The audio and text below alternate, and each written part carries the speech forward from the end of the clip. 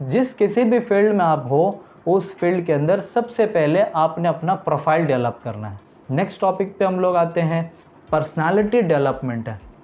Personality development के अंदर हम देखेंगे तो हमारा कम्युनिकेशन है, हमारी राइटिंग स्किल्स है, देन हमारी ड्रेसिंग स्किल्स है।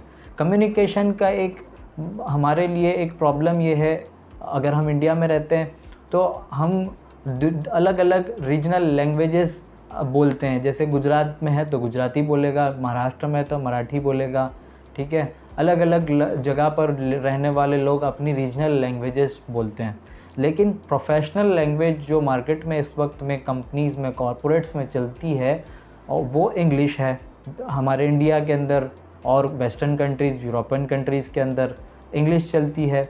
तो आपको अपनी पर्सनालिटी के अंदर इस बात को डेवलप करना है कि मुझे इंग्लिश पर अच्छा कमांड लेना है। इसको सीखना पड़ेगा, मेहनत करनी पड़ेगी। आप इंग्लिश पर अच्छा कमांड लीजिए, अच्छे से इंग्लिश सीखिए, ग्रामर सीखिए, उसके ऊपर मेहनत करिए। उसके बाद में आपकी राइटिंग स्किल है।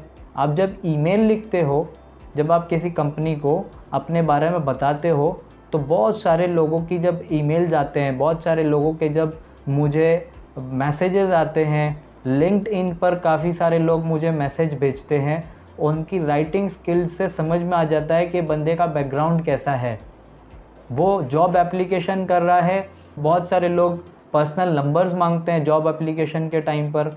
बहुत सारे लोग जब जॉब एप्लीकेशन करते हैं तो इतना इनफॉर्मल बिहेवियर होता है कि जिससे अगर मेरे पास वैकेंसी होगी भी या किसी कंपनी में वैकेंसी होगी तब भी वो बंदे को रिक्रूट नहीं करेगा। वो लिखने का स्टाइल या जैसे भी एक पैटर्न होगा, वो सारा आपको अपना जॉब एप्लीकेशन में राइटिंग सेंस बहुत प्रोफेशनल बनाना है।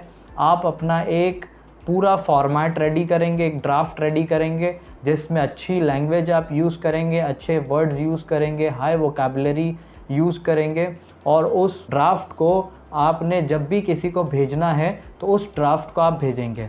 अच्छा, उस ड्राफ्ट के भेजने के बाद जब कोई रिप्लाई नहीं आ रहा है, आपको फॉलोअप भेजना है, फॉलोअप का भी आप ड्राफ्ट भेजेंगे।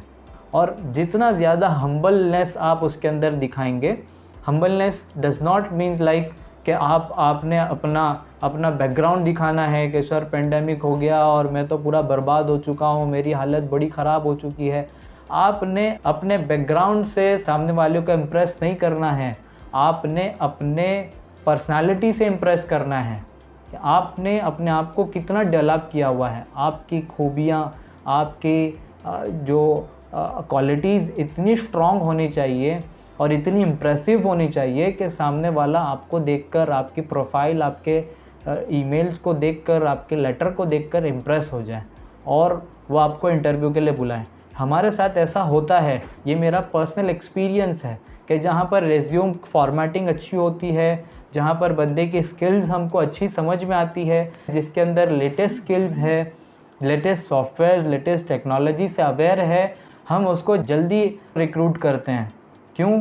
कि इसने मेहनत करके अपनी पर्सनालिटी को डेवलप किया है, इसकी लैंग्वेज स्किल्स अच्छी है, इसकी राइटिंग स्किल्स अच्छी है, इसकी अंडरस्टैंडिंग अच्छी है, इसकी ग्रास्पिंग अच्छी है, तो उसको जल्दी रिक्रूट किया जाता है। और ये सारी चीज़ें ईमेल में, रिज्यूम में और इंटरव्यू तक के क्लियर हो जाती है। हमारी अपनी थिंकिंग को हमको चेंज करना है।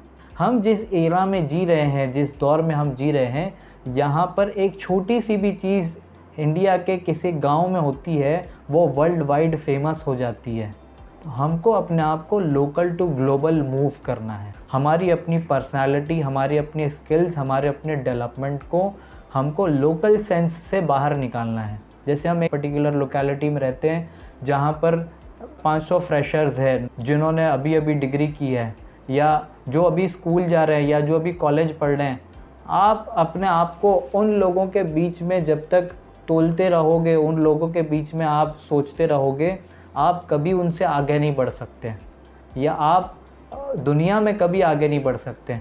वो तो 10th पढ़ा हुआ है, मैंने इंजीनियरिंग तो की हुई है, वो तो 12th पढ़ा हुआ है, मैंने तो इंजीनियरिंग की हुई है।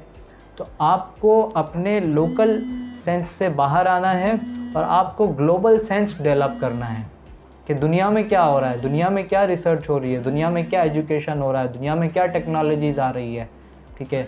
इंडिया में क्या हो रहा है, अमेरिका में क्या हो रहा है, यूरोप में क्या हो रहा है, चाइना में क्या हो रहा है, जापान में क्या हो रहा है, कैसे बिल्डिंग्स बनाई जा रही है। अगर आप सिविल इंजीनियर हो, आपकी अपनी पर्टिकुलर टेक्नोलॉजी में, आप मेडिकल फील्ड से हो, आपकी अपनी पर्टिकुलर टेक्नोलॉजी के अंदर क्या तरक्की हो रही है, क्या बेनिफिट्स है और क्या लोग कर रहे हैं, उसकी आपको पूरी के पूरी जानकारी रखनी है, पूरा के पूरा उससे अवेयर होना है।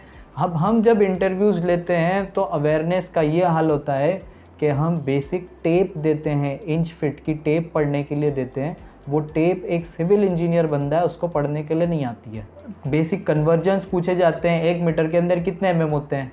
बेसिक यूनिट कन्वर्जन्स पूछे जाते हैं, 1 किलो न्यूटन के अंदर कितने kg होते हैं। ये कन्वर्जन्स नहीं आते हैं। तो अगर जिसको ये बेसिक कन्वर्जन्स नहीं आएंगे तो ये वर्ल्ड वाइड कैसे अपने आप को फेमस करेगा, या ये दुनिया में प्रोफेशनल कैसे बनेगा, बड़ी कंपनीज़ में कैसे जाएगा और दूसरे मुल्कों में कैसे जाएगा, कैसे अपनी नॉलेज से, अपनी पर्सनालिटी से लोगों को इम्प्रेस करेगा। तो ये लोकल सेंस से बाहर आना है। हमारी थिंकिंग ये सारी ग्लोबल होना चाहिए, ठीक है, वर्ल्ड वाइड हम सोचें। जैसे फॉर एग्ज़ाम्पल मेरा अपना एक तजुर्बा है, जब मैं इंडिया के प्रोजेक्ट्स करता था तो यहाँ पर यूनिट्स जो फॉलो किए जाते हैं, अगर लोड यूनिट्स है तो किलो न्यूटन फॉलो किया जाता है, केजी फॉलो किया जाता है, मेट्रिक टन फॉलो किया जाता है। लेकिन हम जब अमेरिका के प्रोजेक्ट्स कर रहे थे वहाँ पर किप्स फॉलो कर रहे थे, किलो पाउंड्स फॉलो कर रहे थे, और सारे के सारा मेजरिंग यूनिट्स जो था वो फिट इंचेस में काम होता था। तो अब वो सारा बदल गया। अब चूँकि अगर मैं अपने लोकल इन्वायरमेंट के बारे में ही सोचूं कि मैं तो इसी में पढ़ा हूँ, मुझे तो यही आता है, तो फिर मैं अपने आप को वहाँ पर सर्वाइव ही नहीं कर पाता, उस कंपनी में मैं जॉब ही नहीं कर पाता।